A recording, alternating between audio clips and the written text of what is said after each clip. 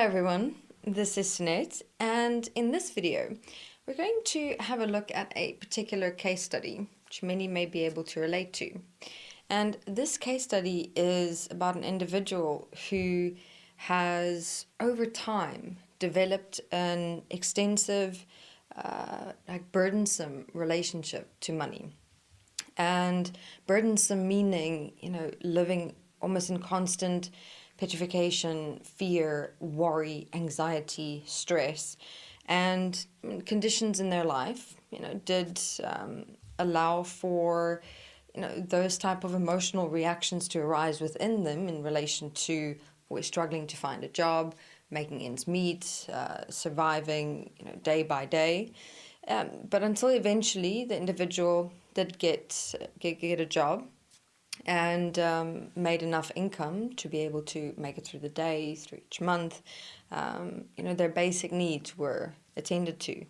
But even within and during that time, they never had enough, to also within that do the things that they would like to do, would want to do, where oftentimes their friends would have to pay, or their friends would offer to pay, offer to borrow money. But even within that experience, they went through the guilt and the shame of, having to borrow money and other people paying for them all the time. And, in even the job that they were doing, it was tough, challenging, and difficult for so little money. So, this is something that many, to some degree or another, can relate to. It's the focus point within this recording is your relationship with money, right? And even with conditions in your everyday life being challenging, okay, it is going to become even more challenging if it is and becomes an emotional burden within your mind. Now, this process is not necessarily going to be easy to walk through, but it will assist and support you to, just for a moment, take that step out of where you're at in your life right now and what your emotional state within your mind is right now when it comes to money, and may just clear the skies, for a moment, to be able to sit back and look at your life, look at your relationship with money, your relationship with people, and start planning your future. Start opening doors, start knocking on doors, start networking, start putting yourself out there more to get yourself and your life moving. Because an interesting thing happens when you go into this emotional, burdensome state when it comes to money, all right? And it looks quite interesting interdimensionally physically when you look at a person's mind. It's kind of in that state. What also happens is you've got this round ball, okay, centralized in your head. And in that round ball, imagine that you see this dark, smoky substance, different shades of brown and gray and black, really just dark, okay, like dark, stormy clouds. And then inside of that, you place, for example, all your worries, fears, stresses, concerns, anxieties about money, relationships, yourself, your future life, everything hoarded in that one ball. Obviously, if you're going to live in that state in relation to everything that's going on in your life, inside your mind, inside yourself, inside your body, that's going to create an immense amount of pressure within yourself to the point where you're going to lose yourself. You're going to lose that will, that drive, that lust for life, for living, for even no matter how minimalized your life may be when it comes to money or relationships, that you won't even within that be able to find the significant moments of joy, of expression, of enjoyment, of creation, of planning, of realizing, hey, yes, okay, this is how my life is right now. But what can I do with who I am right here, right now, with what I have right here, right now, and start putting myself out there, start reaching out, start planning, start creating, start moving. This is the one thing that we've got to realize within ourselves and our lives. We tend to sometimes, when our mind creates this hoarding of problems, fueled with emotional experiences, we lose touch with the fact of movement, the fact of creation.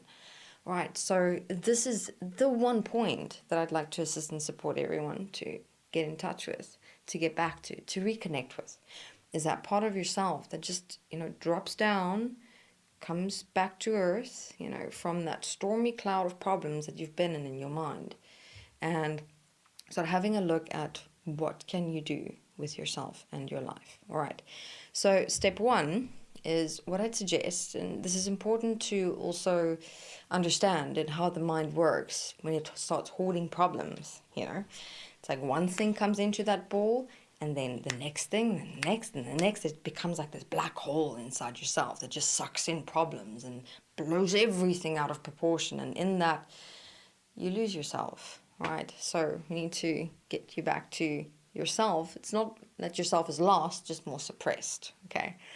So what we suggest is have a look at listing all your problems, right? Money problems, relationship problems, family problems, future problems, your everyday life problems. List each one, and you can do it in a hierarchical order of, which problem is more intense at the moment within yourself and your life.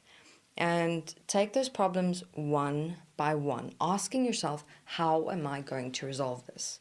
What solutions can I create within each and every single one of these problems? And you look at each one of those problems on those lists, not as a problem. You want to become creative and innovative in finding solutions for them. Even if it means you've got to reach out to people and ask for help, ask for support and assistance. Work through the guilt, the shame, the regret, those emotional experiences when people offer you support and assistance. Realize that sometimes we're going to be at stages or phases in our life where we do need to reach out and ask for help. But realize that it's just for that moment, just so you can get yourself back on your feet.